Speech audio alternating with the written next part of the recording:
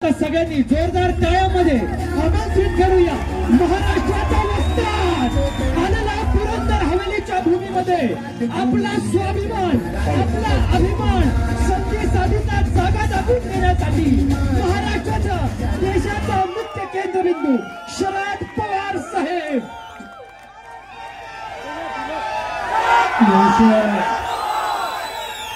निवडणुकीसाठी माझ्या उत्साहाने गेली काही तास तुम्ही या ठिकाणी एकत्र आहात ते आपले उमेदवार आणि आमदार संजय जगताप, पक्षाचे जिल्ह्याचे अध्यक्ष जगन्नाथ शिवाय, फुलामा फाईवे, विजय कोते, दिलीप बारगाई, माणिकराव धेंगे, फजील पवार, भरत धामरे, प्रकाश मस्के, व्यासपीठाचे अन्य सगळे सहकारी आणि उपस्थित बंधू भगिनी, लोकसभेची निवडणूक चौथी आता महाराष्ट्राच्या विधानसभेची निवडणूक आहे आणि या निवडणुकीमध्ये महाराष्ट्राचं राज्य कोणाच्या हातामध्ये यायचं, कोणत्या प्रश्नाची सोडवणूक करून घ्यायची याचा विचार करण्याची ही वेळ. लोकसभेची निवडणूक झाली, एक वेगळी स्थिती होती आणि त्याचं महत्वाचं कारण देशाची सत्ता नरेंद्र मोदींच्याकडे होती आणि सवन निवडणुकीच्या मोहिमेमध्ये 400 जागांच्या संबंधीची मागणी मोदी साहेबांनी ठिकठिकाणी केली. देशाचा कारभार करायचा असेल, लोकसभा चालवायची असेल, मंत्रिमंडळाचं कामकाज करायचं असेल तर फावले 300 खासदार निवडून आले त्याचे पुरेसे होतात, पण यांचा आग्रह 400चा होता. आम्हा लोकांना दिल्लीमध्ये बसून एक प्रकारची चिंता वाटायला लागली की आवश्यकता नसताना 400 हा आकडा पुन्हा पुन्हा का करतात. आम्ही शेवटी काही पक्षाचे लोक एकत्र बसलो. सोनिया गांधी होत्या, राहुल गांधी होते, मी स्वतः होतो, दिल्लीचे मुख्यमंत्री केजरीवाल होते, तामिळनाडूचे मुख्यमंत्री होते, कर्नाटकाचे मुख्यमंत्री होते, केरळचे मुख्यमंत्री होते, कलकत्त्याच्या ममताजी मुख्यमंत्री होत्या आणि सगळ्यांनी बसून आम्ही विचार केला की ज्याचे 400चा आग्रह करतायत याचा अर्थ स्वच्छ आहे. या देशाच्या घटनेमध्ये संविधानामध्ये बदल करायचा असेल तर अशा आकड्याची गरज असते आणि आम्हाला लक्षात यायला लागलं की डॉक्टर बाबासाहेब आंबेडकरांनी जी घटना दिली त्याच्यात काहीतरी परिवर्तन करावं हा विचार मोदी साहेबांच्या आणि त्यांच्या सरकारांच्या भराचा असावा आणि असं त्यांनी जाहीरपणानं बोलून सुद्धा दाखवलं. एक हेवेले नावाचे मंत्री आहेत, कर्नाटकातले आहेत, त्यांनी भाषण केलं, म्हणलं होता की 400 जागा आम्हाला हव्यात तर आम्हाला या देशाची घटना बदलायची. ज्योतिर्विद्या नावाच्या भगिनी आहेत, सत्ताधारी पक्षाच्या आहेत, राजस्थानच्या आहेत. त्यांना पत्रकारांनी प्रश्न विचारला की तुम्ही 400चा आग्रह का करता. त्यांनी स्वच्छ उत्तर दिलं, मोदी साहेबांच्या नेतृत्वाखाली या देशाची घटना याच्यात आम्हाला काही सुधारणा करायची. याचा अर्थ स्पष्ट आहे, जो मूलभूत अधिकार सुसंवाद आहे की त्या अधिकाराने गरीबाचा गरीब माणूस त्याला एक होत आहे आणि श्रीमंताचा श्रीमंत माणूस त्याला एक होत आहे. भारतीय घटनेचे वैशिष्ट्य आहे आणि या भारतीय घटनेवर परिवर्तन करायचं बदलाव आणायचा, त्याचा स्वच्छ अर्थ या देशाची सत्ता उजव्या लोकांच्या हातामध्ये ठेवावी ही भूमिका त्यांची होती आणि त्याला विरोध करायचा निकाल आम्ही सगळ्यांनी घेतला. लोकशाहीमध्ये प्रभावी फरानं लोकसभेची निवडणूक लढवायचा निकाल घेतला आणि त्याला तुम्ही लोकांनी उत्तम साथ दिली. त्यामुळे हा घटना बदलायचा विचार आणून घातला. आज महाराष्ट्रामध्ये बघितलं, महाराष्ट्रामध्ये 48 खासदारच्या जागा होत्या, त्याच्या 31 ठिकाणी विजय झाला. आणि या 31 लोकांच्या साक्षीवर 5 मध्ये बदल करण्याची ताकद त्यांची होऊ शकते. मी तुम्हा लोकांना धन्यवाद देतो की आज ही जी साक्षी महाराष्ट्राची उभी राहिली त्याच्यामध्ये पुरंदर तालुका हा सुद्धा फायदा झाला. 95 वर्षांनी सुप्रिया सुळेंना तुम्ही देशाच्या लोकसभेने पाठवलं आणि त्याची उपयुक्तता आहे. आज लोकसभेमध्ये जे जागरूक सभासद होईल ज्यांचा उल्लेख केला जातो त्याच्या तुमच्या खासदारांचं नाव आहे. अनेक प्रश्न त्यांनी उपस्थित केले. हे घडू शकलं तर आम्ही सगळेजण एक होतो.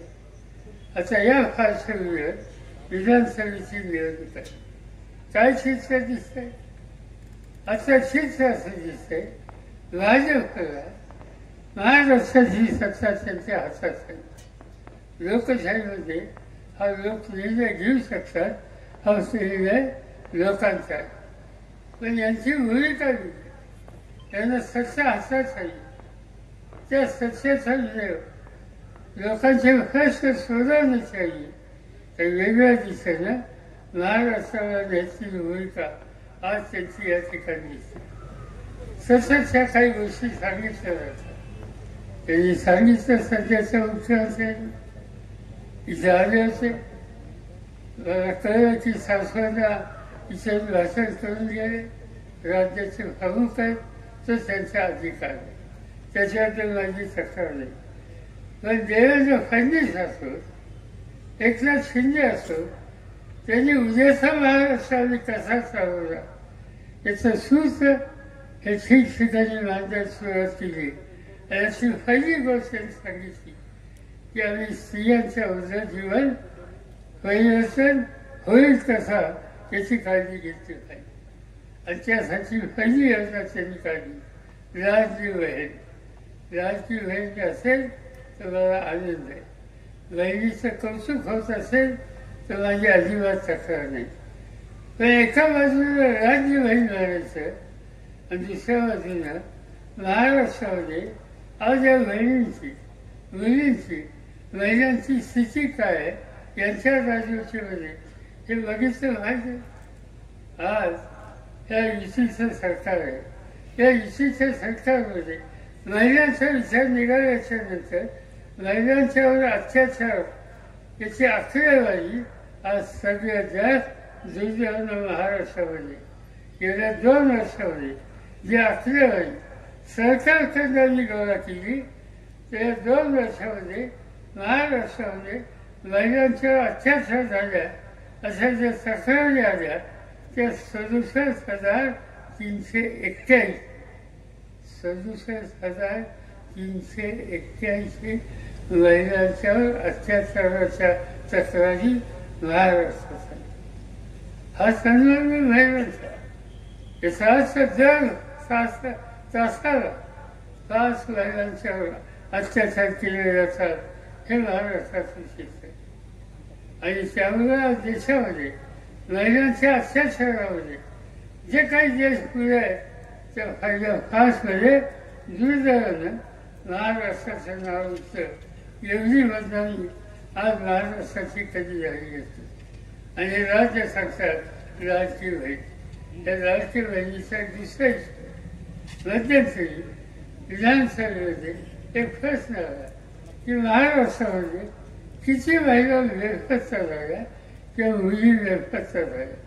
आणि माहिती असायची की महाराष्ट्रामध्ये एकंदर ज्या काही महिला या 3 वर्षात लेखकचा झाला त्यांचा आकडा हा 13,000 आहे.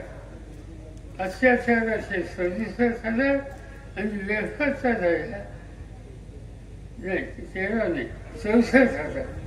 64,000 मुली महाराष्ट्राच्या आज लेखक आहे. पोलीस स्टेशनला नोंद आहे. त्या कुठल्याही याचा पत्ता नाही. कुणी लेखक असेल, कुणी अत्याचाराच्या वेळेला फसून नेले असतील, कुठे हत्या झाली का काही माहिती नाही. पण ही स्थिती या राज्यामध्ये महिलांची आणि म्हणून राजी बहीण सांगायचं आणि महिलांना सन्मानानं जगता येत नाही अशी स्थिती करायची. हे काम भाजप आणि त्यांच्या विचारच्या सरकारने या राज्यामध्ये केलेले आहे. दुसरा वर्ग महत्वाचा आहे शेतकरी. आज काय अवस्था आहे शेतकऱ्यांची? त्यांची आम्ही चौकशी केली की महाराष्ट्रामध्ये किती शेतकऱ्यांनी आत्महत्या केली. आत्महत्या हा विषय महाराष्ट्रातील शेतकऱ्यांच्या दृष्टीने अतिशय गंभीर झाला आणि या भ्रष्ट सरकारच्या काळामध्ये 20,000 शेतकऱ्यांनी आत्महत्या केली. महाराष्ट्रात केली. माहिती मिळाली कुठे कुठे गेली. त्याच्यात व्यवसाय लिहिला हा सगळ्यात आग्रहवाडी. एक दिवशी व्यवसायाची माहिती मला आली.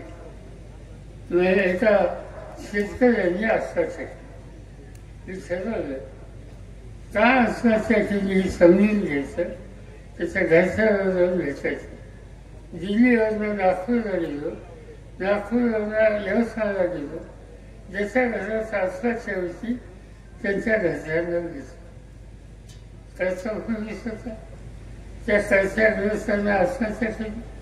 त्याची पत्नी लग्न ठरलेली मुलगी आणि 11वी शिकत असलेला मुलगा हा त्यांचा प्रौढांचा होता. मी त्यांच्या घरी गेलो. त्या माऊलीला विचारलं तिला बालकाने आत्महत्या का केली. तिला तिचं रडू सावधानी. जसा जसा रडत ती समजून घातली आणि ती सांगितलं की तुझ्यासारखी अशी स्थिती अन्य बहिणींची होऊ नये त्यासाठी काही उपाययोजना करावं लागेल. ते सरकारपर्यंत पोचवावं यासाठी तुझी माहिती मला उपयोग करेल. ती बहिणी 3 डोळे पुसले आणि सांगायला सुरुवात केली. विचारलं का आत्महत्या केली. त्यांनी सांगितलं माझा नवरा शेती करतो. आमच्याकडे कापसाचं आणि सोयाबीनचं पीक हे महत्वाचं पीक. 6 एकरामध्ये कापूस केला. 4 एकरामध्ये सोयाबीन केलं. त्यासाठी लागणाऱ्या बियाण्या औषधं खतं ही खरेदी करण्यासाठी सोसायटीचं कर्ज काढलं. ही सोन्यासारखं दुर्दैवानं अतिवृष्टी झाली आणि सोन्यासारखं पीक नष्ट झालं, उद्ध्वस्त झालं. पीक उद्ध्वस्त झालं पण सोसायटीचे पैसे उद्ध्वस्त झाले ते त्याच्या डोसक्यावर सहभागी होऊन गेले. लावल्याने दुसऱ्या वर्षी पुन्हा ठरवलं जिद्दीने पुन्हा पीक घ्यायचं आणि त्यांनी फक्त कापसाचं पीक हे घ्यायचं ठरवलं. पैसे नव्हते. सहभागीला जावं सोसायटीमध्येच करत होते.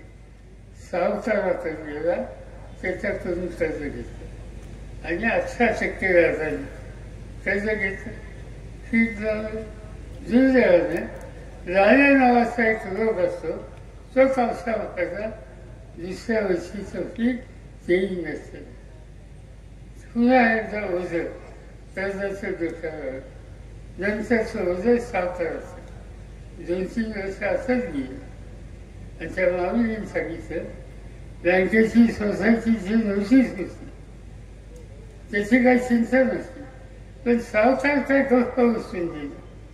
एक दिवशी तो घरी आला आणि पैसे मागू लागला आणि नाही दिले. देण्याची ऐकत नव्हती. घराची भाजी कुणी बाहेर काढली. घराच्या आवडीचा पंचरावा झाला. माझ्या नवऱ्याला हे पावलं त्यांनी दुसऱ्या दिवशी बाजारात गेला, इंजिनच्या विषाची वाचली घेतली, घसा झाला आणि जी जीवता कशामुळे घातले. हाताचं ही गेलं तर पिकाचं कर्ज ते फेडता आलं नाही. त्यासाठी साक्षीची वसुली आली.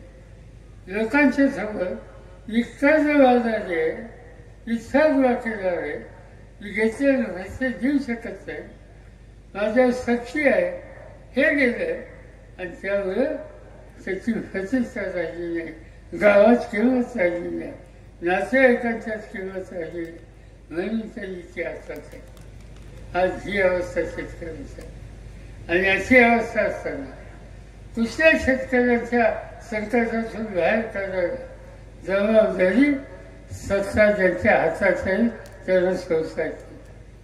गेल्या एका 2 महिन्यामध्ये या देशामध्ये 18 उद्योजक आहेत. त्या 18 उद्योजकांच्याकडं 16,000 कोटीचं कर्ज थकलेलं होतं. मोदी साहेबांना दया आली आणि त्यांनी निर्णय घेतला की ही 16,000 कोटीची थकीत रक्कम उद्योजकांची माफ करून टाकली. उद्योजकांना माफी आणि शेतकऱ्याच्या घरची भांडी बाहेर करून त्याच्या आवडीचा पंचनामा करा. ही नीती आहे सरकारची. आणि म्हणून शेतकऱ्यांच्याकडे या दृष्टीने जे कुणी वागतात त्यांच्या हातात आम्ही सत्ता देणार नाही. हा निकाल उद्याच्या 20 तारखेला आम्हाला घ्यावा लागेल. आज त्याची चिंता करू नका. तिसरा एक वर्ग आहे तरुणांचा. कॉलेजेस वाढली, शैक्षणिक सुविधा झाल्या, इथं उत्तम कॉलेज आहे, आजूबाजूच्या प्रत्येक गावात कॉलेज आहे. तिथे कोणत्यांनी शेजारी जेजुरीला कॉलेज काढले, अनेक ठिकाणी कॉलेजेस निघाली, मुलं शिकली, त्याचा आनंद चोळायला म्हणजे फजिरा नाही. नोकरी कुठे? काही 1000 लोकांना नोकऱ्या मिळतात, काही छोटी मोठी उद्योग आपण काढले त्याचा थोडा फायदा होतो, पण 25% सुद्धा मुलांना या नोकऱ्या मिळत नाही. आणि त्याचा परिणाम आज ही तरुण पिढी कुठेही हिंडतात, नोकरीसाठी वणवण फिरतात, अनेक ठिकाणी अर्ज करतात, त्यांच्या फायद्यात काही फरक नाही. कधी तर हा तरुण निराश होतो आणि निराश झालेला तरुण फार वर्ष निराशात त्याच्या बदली राहिली तर तो कोणत्याही टोकाला जाऊ शकतो. आज या तरुणांची शक्ती ही लढाई, हिची महत्त्वता अवसर करायची असेल तर यांच्या हाताला काम द्यायला पाहिजे. आणि आजचे राज्यकर्त्याच्या दृष्टीने ठोस पावलं टाकत असतील तर त्यांना सत्य व्यवस्थेचा अधिकार नाही. हा निर्णय आपण सगळ्यांनी घेतला पाहिजे. तर त्यासाठी काय करणं?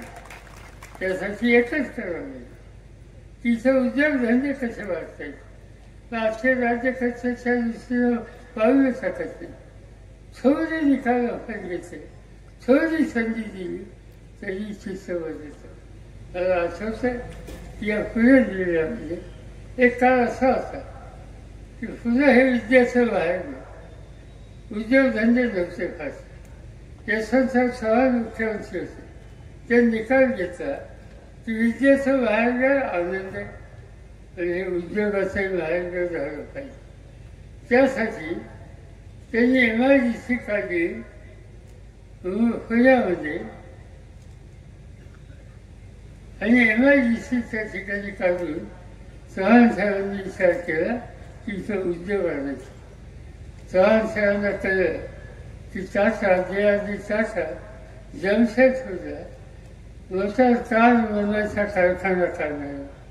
चव्हाण साहेबांनी त्यांना बोलवलं टाटांना आणि त्यांनी सांगितलं की तुम्ही महाराष्ट्रामध्ये मी तुम्हाला जमीन देतो, तुम्ही तुमचा कारखाना महाराष्ट्रात करा. आणि त्यांना जमीन दिली. टाटाचा इतकोचा कारखाना महाराष्ट्रामध्ये आला. हजारो ट्रक, हजारो गाड्या आज त्या ठिकाणी तयार होतात. हजारो तरुणांना काम मिळालं.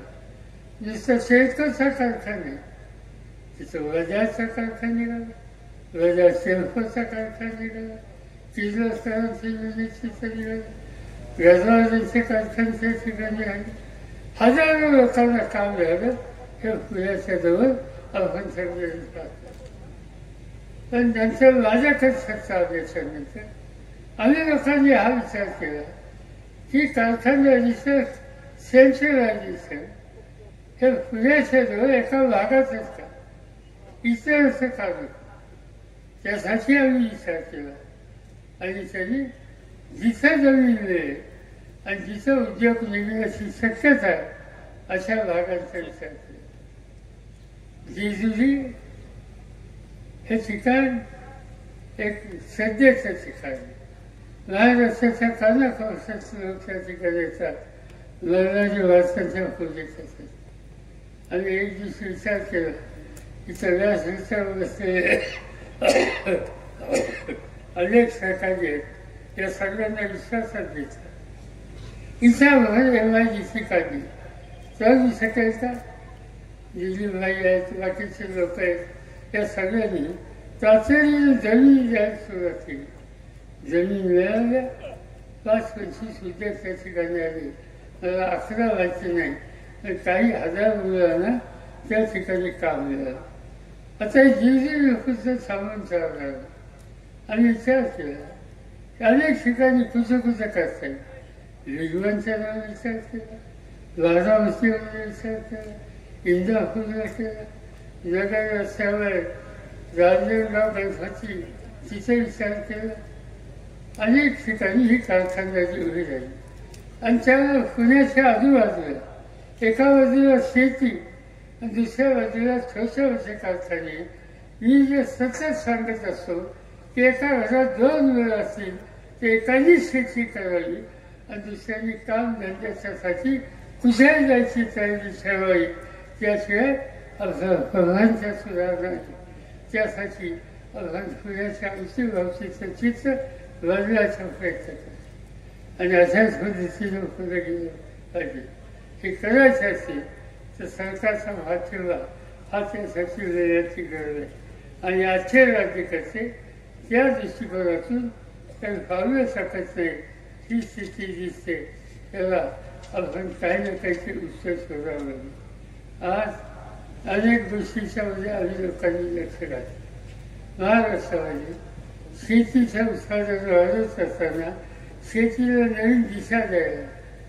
ती दिशा काय देता येईल? फळबाग योजना. माझ्याकडे देशाचं शेतीचं काम होतं. आम्ही एक फळबाग योजना काढली संबंध देशाचं. मला आनंद आहे त्याचा लाभ पुरंदर तालुक्यांनी घेतला. अतिशय उत्कृष्ट दर्जाची अंजीरं आज पुरंदरची परदेशात जायला लागली. अनेक ठिकाणी अनेक गोष्टी. कोकणामध्ये गेला तर हापूस आणला, बीड जिल्ह्यामध्ये गेला तर सीताफळ, नागपूरला गेला तर संत्री, नाशिकला गेला की द्राक्ष, औरंगाबाद जिल्ह्यामध्ये गेला तर मोसंबी. काय नाही पिकत महाराष्ट्रात. आज महाराष्ट्रात हे सगळं पिकायला लागलं. माझा शेतकरी वरला झाला, त्याचा माल परदेशात जायला लागला, त्याचं घरदार सुधारलं आणि त्यामुळं एकंदर जीवनमान सुधारायला मदत झाली. त्या पद्धतीचे कार्यक्रम आम्ही लोकांनी हातावर घेतले आणि त्या रस्त्याने जायचे. दुर्दैवाने काही लोक या रस्त्याला विरोध करतात. निवडणुकीमध्ये कुणाला उभा राहायचा अधिकार, उभं राहावं, निवडून आल्याच्या नंतर लोकांच्यासाठी काम करावं, त्याला काही कुणाचा विरोध नाही. पण आज दिसतंय काय या ठिकाणी काही लोक मुंबईत राहतात. 5-7 वर्षाची दिसत नाही. 5 वर्षांनी त्यांना आठवण होती की असा निवडणूक आली, असं मुख्यमंत्र्यांचं बदल जावं आता गावाकडे. मुख्यमंत्र्यांना बोलवं, मुख्यमंत्री येतात, शाश्वत भाषण देतात, कौतुक करतात आणि निघून जातात आणि सांगतात की असा मला या ठिकाणी करायचं. आणि त्यामुळं त्यांच्याबद्दल काय बोलायचं या जोरामध्ये काही अर्थ नाही. कोणची कामं त्यांनी लोकांनी केली. पुरंदर उसळण्याचं काम त्यांचा हात किती होता. कोणता प्रश्न त्यांनी सोडवला. जेजुरीच्या एवढ्या विस्तारामध्ये या लोकांचं काय होतं. कोणते प्रश्न त्यांनी सोडवले. फक्त टीकाच उभारी करायची आणि गुंजावळीचं पाणी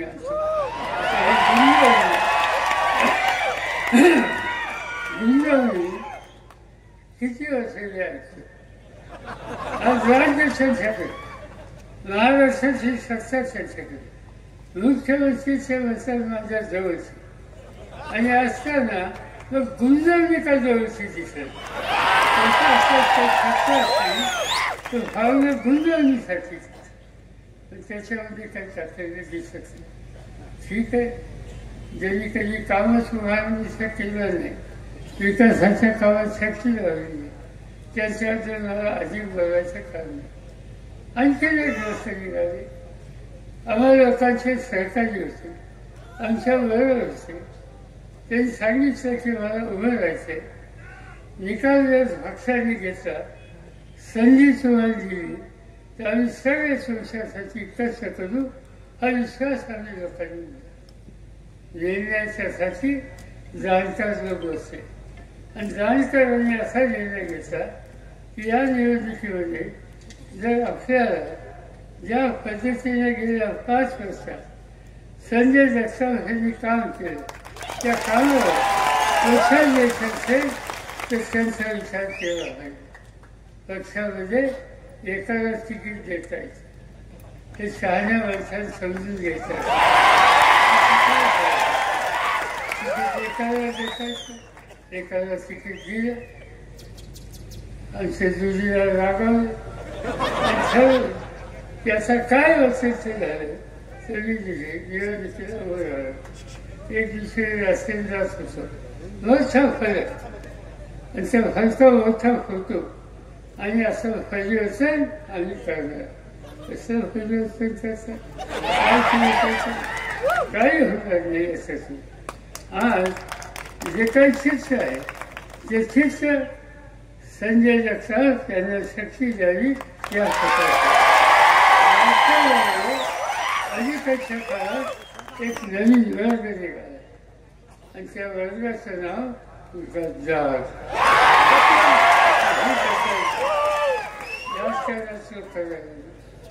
अशी त्याला विनंती की बाबांना तुम्ही इथे शिकलात, आम्हाला अभिमान, तुम्ही अधिकारी झाला त्याचा आम्हाला आनंद, तुम्ही IAS झाला याचा आम्हाला आनंद, राजभाषेने एका संस्थेचे प्रमुख झाला याचा आम्हाला आभार आणि या सगळ्या गोष्टीसाठी सन्मान करतो. पण नोकरी संस्थेच्या नंतर समाजासाठी काम करण्याची तुमची तयारी याचाही आनंद हवा आहे. आमचा अजिबात विरोध नाही, या उलट आमचं सहकार्य. पण एकदा निर्णय झाला तो एकाच होणार. हे तुमच्यासारख्या जाणकार आम्ही असू लोकांच्या लक्षात येत असेल आणि त्यासाठी गद्दारी जर केली तर पुरंदर हा पुरंदर गोल असेल तर एकदम गोल, अगदी अंजनासारखा गोल नसला तर असा खवच की काही विचार नसतात. या ठिकाणी दाखवण्याचं लागणार नाही. माझी अजूनही विनंती आहे, आज 2 दिवस असतात जाहीर करून टाका. आमचे सूत्र पुन्हा तुम्हाला काय काम करण्याच्या संबंधीची संधी घ्यायची असेल तर सगळ्यांना विश्वासात घेऊन काही करता अवश्य करू. पण तुमच्यावर हा गद्दारीचा सामना नाही याची काळजी घ्या. करतो आणि याच्यानंतर माझी इंदापूरला सभा आहे, त्यानंतर माझी दुसरी सभा देऊन जाईल आणि ते करून या ठिकाणी द्यायचं. माझं एकच सांगणं आहे की या ठिकाणी जो उमेदवार आपण उभा केला संजय चंदूकाका जगताप त्यांना मोठ्या विषय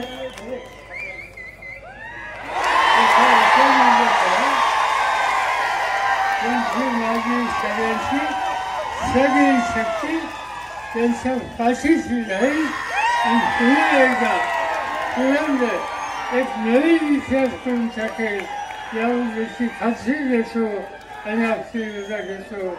जय हिंद, जय हिंद.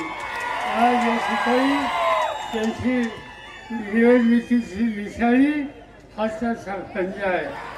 इंदिरा गांधींचा पंजा आहे, राहुल गांधींचा पंजा आहे. त्या पंजाची आठवण ठेवा. त्याचा सर्वच वचन द्यावा आणि महाराष्ट्राच्या विजनमध्ये गेली 5 वर्ष ज्या जिद्दीनं काम केलं त्या अधिक जिद्दीनं काम करण्यासाठी त्यांना मिळालं असा ही विनंती करतो आणि पुढच्या कामाला जायला परवानगी घेतो.